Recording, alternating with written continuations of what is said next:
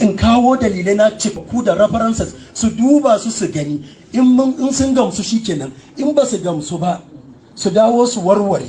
Haka har mu gama da ta ɗaya, in mun gama ranar mun tafi ta biyu ba laifi, ka ayyana lokaci ai ta zama har mu girmama annabinmu mu girmama addinin. Ni shawarar da nake bayarwa kenan, minti 10 nan kamar an tsara ni kawai dama a zo a yi min abin da za a ce da ƙarshe baka amsa ba, saboda ya za a amsa karatun awa 3. Ai da ɗaliban na da ake ta aibatawa kawai cewa ne da su an mai da annabi kamar kwarto, za su hauni da duka. Sai da na yi dogon bayani suka ga haka ne, to ya waje ba wannan bayanin yadda yake faɗa ina yi a can yana son masa anan yaban lokacin da aka ban a can. Amma can ba a minti 10 nake jawabi na gama ba, awa 3 nake sannan a gane ni. Yanzu ko shi ya ce a minti 3 zan fitar mai da wannan abu, a minti 10. To wannan shine rashin adalcin da nake cewa.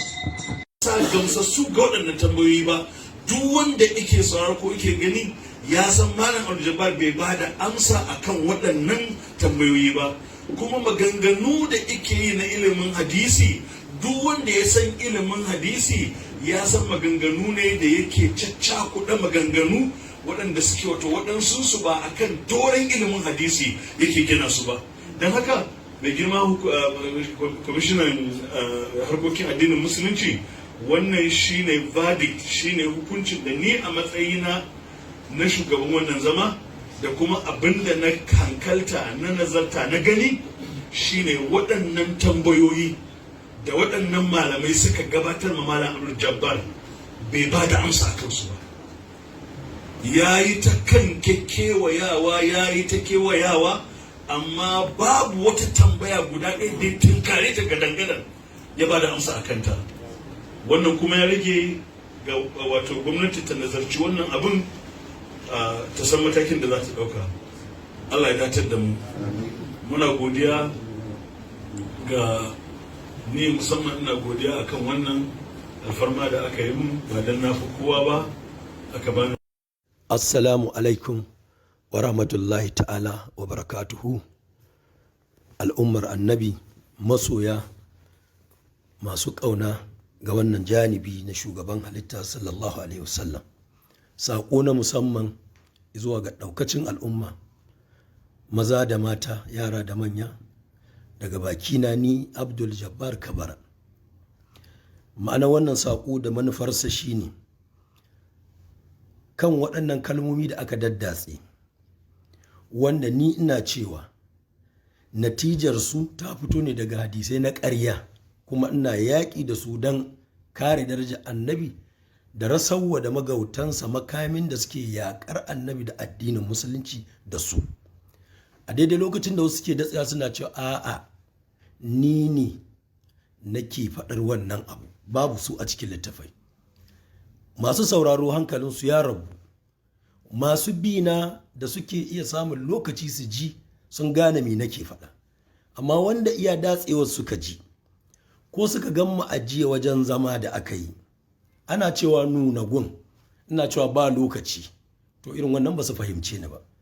Me nake nufi da cewa ba lokaci shine hadisan nan wani lokaci a samu 10 ko 10 ko 20 ma, duka suna magana ne kan abu ɗaya. In aka tattaro su guguda sai su fitar da wannan natija wadda nake yaƙi da ita.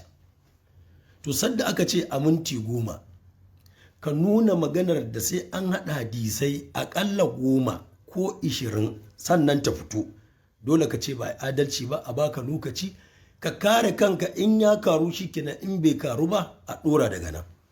Abin da bai samu ba kenan a jiya, kuma aka ce da cewa an ce in nuna ban nuna ba, wanda hakika lokaci ne ba ban ba, domin natijar hadisai ne aƙalla 10 ko 10 ko 20 take ba da wannan ma'ana ko wannan sifa ko wannan suna. In ana son a nuna wannan sifa ko ma'ana ko suna sai an ba da damar karanto waɗancan hadisai sannan wannan ma'ana ta fito. Wannan shi nake nufi cewa a ba da lokaci. To amma din mu yanke ta gaba ɗaya, mu tafi kotun Allah mu ɗunguma. Wannan shine masarin asirin bayyane, masanin asirin ɓoye, kuma gare shi za mu koma ya hukunta mu. Ina cewa da al'umman musulmi, idan waɗannan maganganu miyagu daga ni suke, ƙirƙirar su nai, babu su a littafin hadisi, to aiko lallai wannan ya isa babban laifi da zunubi da ya wajaba in gaggauta tuba. Ba ma sai wani ya ce min ko wani ya tilasce ni ko ya sa ni ba, wanda kuma ya tilasce ni kan wannan in har da gani ne ban da masoyi irinsa, amma in ba da gani ba ne daga waɗancan littafai ne, to wannan kuma ya zama wani abu daban. Sai mu roƙon Allah ya haska wa al'umma su tashi tsaye, mu tsarkake addininmu, mu fidda hadisan ƙarya daga ciki domin gudun kar a rusa mana addini da su.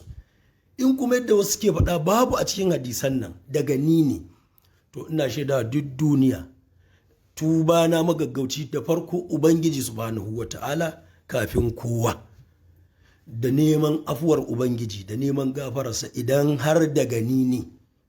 Ba ni da wata mafita duniya ta da lahira illa neman gafarar Allah, domin babu abin da ya kai ya manzan Allah a gonsa sadda ya danke ka kan annabi, ba mai kwataka domin annabi ne mai kwataka, kuma ya zama kan annabi aka danke ka. Idan daga ni ne yau duk duniya ta ji waɗannan maganganu, to lallai ina gaggauta janye su da tuba a kansu. In kuma a littafai suke, mu taru mu yaƙi mu fitar da addini daga cikin wannan yanayi na waɗannan musiba ta hadisan ƙarairayi, mu tsabtace annabin mu sallallahu alaihi wasallam yadda Allah ya tsabtace shi.